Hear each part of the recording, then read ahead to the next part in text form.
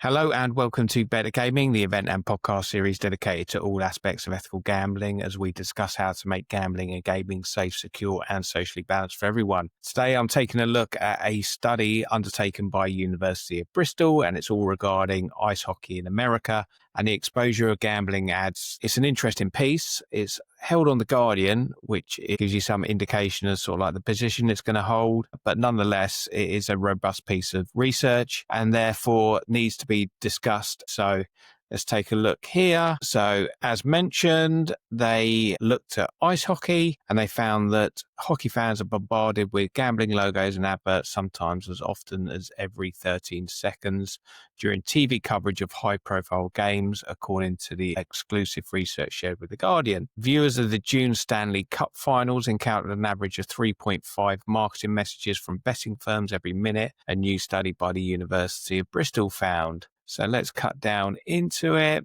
It was a study that was held analysing 6 Stanley Cup games between the Florida Panthers and the Edmonton Oilers and the 7 NBA final games between the Indiana Pacers and the Oklahoma City Thunders. And across those 13 games, researchers recorded 6,282 instances of gambling-related marketing. So this includes whether it's on the jerseys, on the surrounds, courtside ads, in-game mentions and commercials. And so I just really want to hold on to the point. So they were saying across 13 games, researchers recorded 6,282 instances of gambling-related marketing. But if you look at a comparison, and this is the worrying from a football or a UK perspective, from a UK perspective, let's have a look.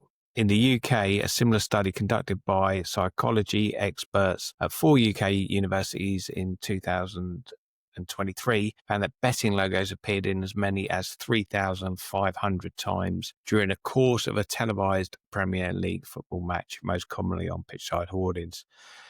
Interesting about this survey is that the lawmakers, policymakers are clearly up in arms about it. They're concerned about the rate which gambling companies are advertising, but that is nowhere near the exposure that UK general public are being faced with, even with the impending ban. I see that as being a slight dip in those figures, but it will be picked up in other areas such as sleeve advertising and pitch side. Interestingly, there was a response from Joe Maloney, the spokesperson for the American Gaming Association, but it was a little bit spiky. So he was basically there, challenging it and saying that the UK professors, if they want to engage with us directly in lieu of their now annual and predictable leaks to UK-based media outlets. And he also did the what about distraction conversation, which is AGA pointing out that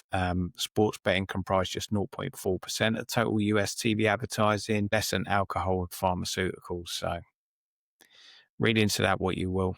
Nearly 20 million US adults reported experiencing at least one problematic gambling behavior many times in the past year. So there is this watch on the American market just as the markets open up and people become familiar with the advertising and the marketing of the operators, and looking at how the operators will be responsible in the guidelines and the safety rails with how they engage with the American public. But interesting study. I'll put the link in the bio.